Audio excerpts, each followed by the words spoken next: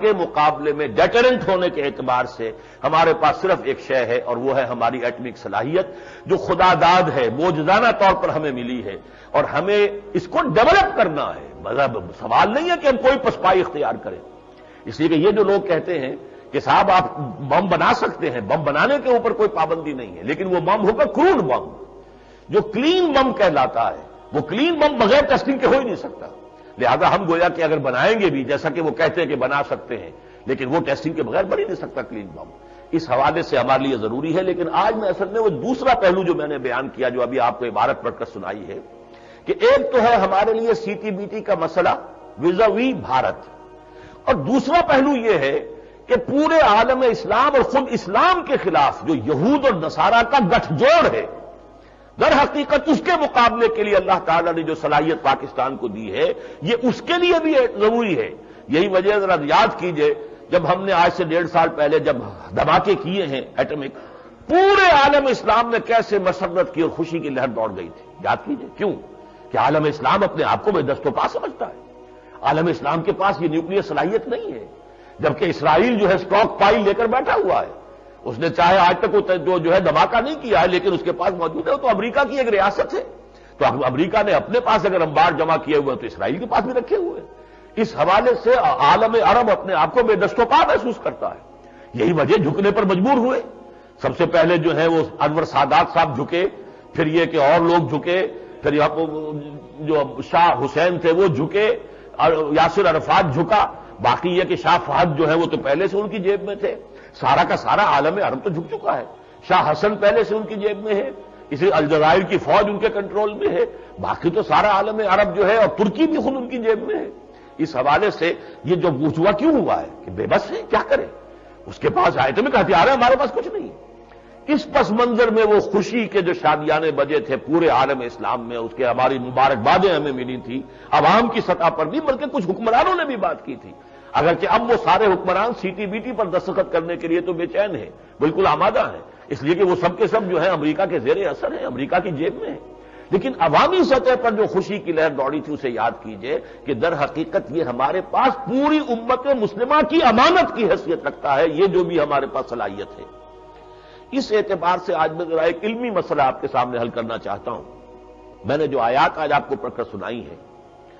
ان کے اعتبار سے قرآن حکیم میں، اور عجیب یہ حسن اتفاق ہے کہ ایک ہی سورت ہے سورہ مائدہ، جس کی میں نے 4 جگہ سے، 2 جگہ سے مکمل آیات پوری آیتیں، اور 2 جگہ سے صرف آیات کے ٹکڑے آپ کو سنائے ہیں۔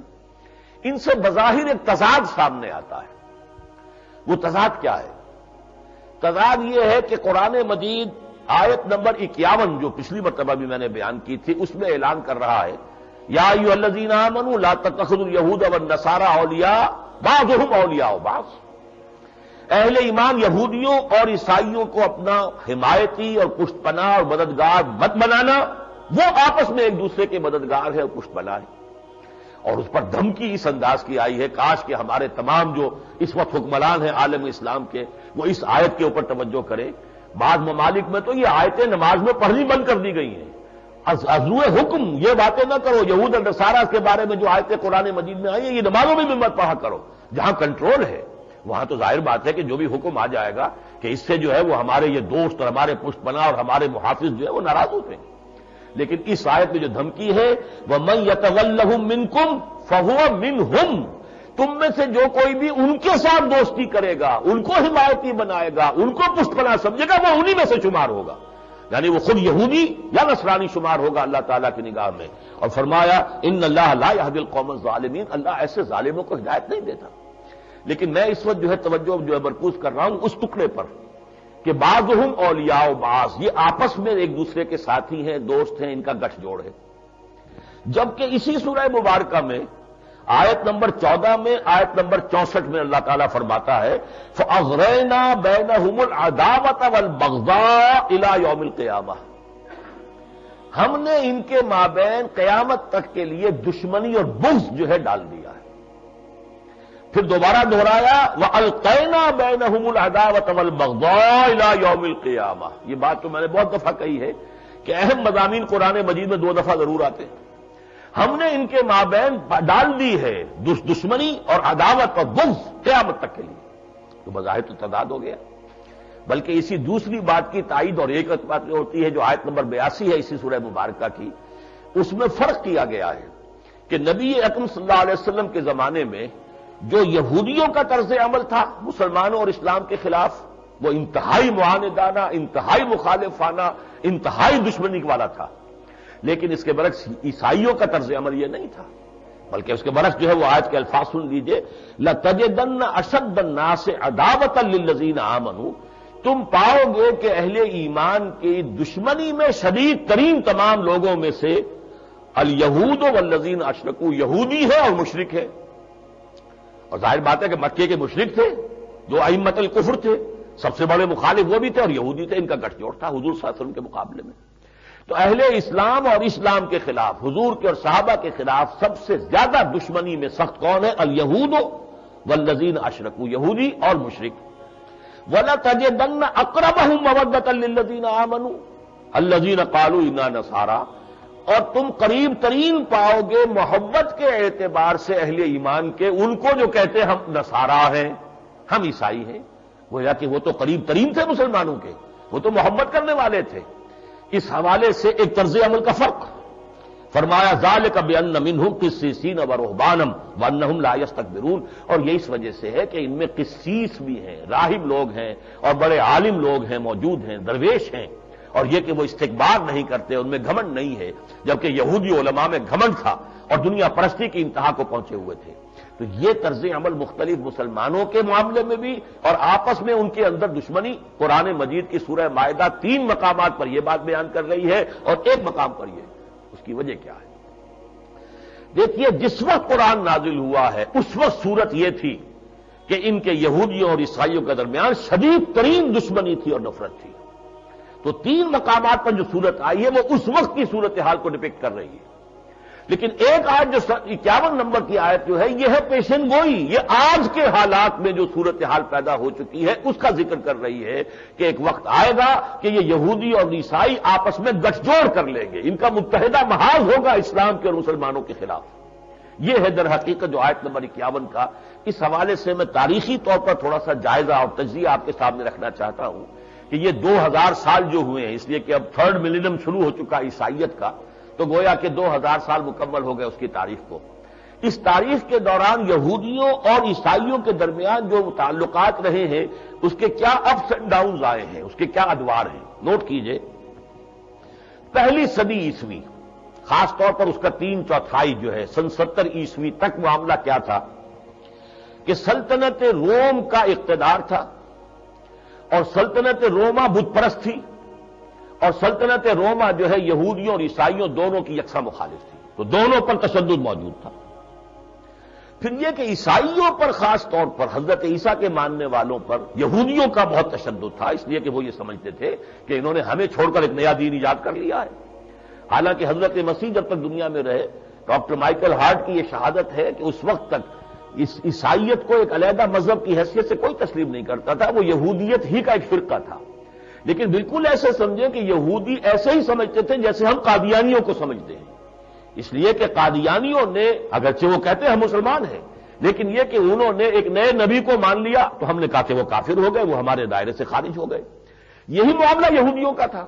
کہ یہودی جو ہے اگرچہ یہ عیسائی مانتے تھے حضرت موسیٰ کو بھی، انجیل کو بھی، تورات کو بھی، جیسے یہ قادیانی مانتے ہیں، قرآن کو مانتے ہیں، حضور کو مانتے ہیں، لیکن ایک نئی نبوت کو ماننے کی وجہ سے ان کے نزدیک وہ کافر قرار پائے۔ جیسے کہ ہمارے ہاں یہ قادیانی کافر قرار پائے، ایسے ہی عیسائی جو ہے یہودیوں کے نزدیک کافر قرار پائے۔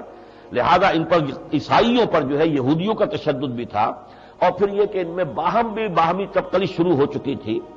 لیکن یہ کہ سن 70 عیسوی میں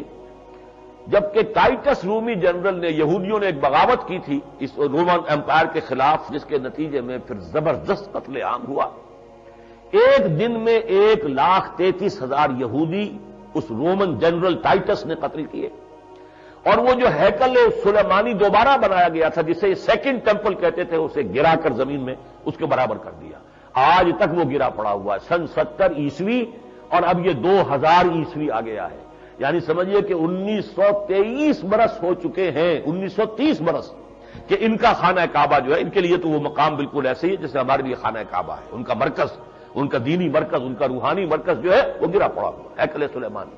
جس کو کہ اب تھرڈ ٹیمپل کے نام سے وہ دوبارہ بنانا چاہتے ہیں، جس کے نقشے بن چکے ہیں، پورا سٹرکچر جو ہے اس کے لیے ڈیزائن کیا جا چکا ہے، بلکہ اس کے ریپلیکا جو ہیں وہ تحفے کے طور پر دیے جا رہے ہیں کہ یہاں پر جو ہے یہاں سے مسجد اقصیٰ گرا کر اور اس طور سے عمارت بنے گی، وہ عمارت بھی چوکور ہی ہوگی جیسے کہ خانہ کعبہ کی عمارت چوکور ہے، ایسے ہی ایک عمارت جو ہے وہ بنانا چاہتے ہیں اپنے ہیکل کی۔ بہرحال یہ پہلا دور تھا، یوں سمجھیے پہلی صدی عیسوی۔ اب ظاہر بات ہے کہ اس کے اختتام پر آ کر یہودیوں کا ڈائسپورا شروع ہو گیا، انہیں نکال دیا گیا، نکل جاؤ یہاں سے۔ وہ تو منتشر ہو گئے دنیا میں، کچھ یورپ میں چلے گئے، دوسرے ممالک میں، رومن امپائر سے باہر، کچھ لوگ ایشیا میں آ گئے، کچھ افریقہ میں آ گئے، اس طریقے سے اسے ڈائسپورا کہتے ہیں۔ ہمارا انتشار کا دور جو سن 70 عیسوی سے شروع ہو کر ختم ہوا ہے اس صدی میں آ کر 1917 میں، جبکہ برطانیہ کی طرف سے بالفور ڈیکلریشن کے نتیجے میں انہیں دوبارہ فلسطین میں آباد ہونے کی اجازت ملی ہے، ورنہ یوں سمجھیے کہ سن 70 سے لے کر 1917 تک یہ کتنے سال ہو گئے؟ 1847 برس۔ 1847 برس تک یہ فلسطین سے ملک بدر رہے ہیں، انہیں وہاں آباد ہونے کی اجازت نہیں تھی، بلکہ سن 650 کے لگ بھگ تک، جبکہ حضرت عمر رضی اللہ تعالیٰ عنہ کے ہاتھوں فتح ہوا ہے بیت المقدس اور عیسائیوں نے بیت المقدس ہینڈ اوور کیا ہے حضرت عمر کو، تو اس وقت حضرت عمر نے اجازت دی ہے کہ تم یہاں آ سکتے ہو، آ کر اپنے جو مقامات مقدسہ ہیں ان کی زیارت کر سکتے ہو، لیکن عیسائیوں نے یہ شرط ڈکٹیٹ کرا دی تھی جب ہینڈ اوور کیا ہے، جو قبضہ دیا ہے کہ یہاں آپ یہودیوں کو آباد ہونے کی اجازت نہیں دیں گے۔ اور چنانچہ جو ہماری ترکوں کی خلافت تھی، سلطان عبد الحمید کے زمانے تک وہ کھڑے رہے اس پر کہ یہودیوں نے بڑی سے بڑی رشوت پیش کی انہیں کہ ہمیں دوبارہ فلسطین میں آباد ہونے کی اجازت دے دیں۔ جانے کی اجازت تو ہے، جاؤ، وزٹ کرو، زیارت کرو، واپس آ جاؤ۔ تم وہاں نہ مکان خرید سکتے ہو، نہ زمین خرید سکتے ہو، تم آباد نہیں ہو سکتے۔ لیکن یہ کہ سلطان عبد الحمید جو ہے ڈٹے ہوئے تھے، اڑے ہوئے تھے، یہی وجہ ہے کہ پھر خلافت عثمانیہ کے خلاف انہی یہودیوں نے سازش کر کے اسے ختم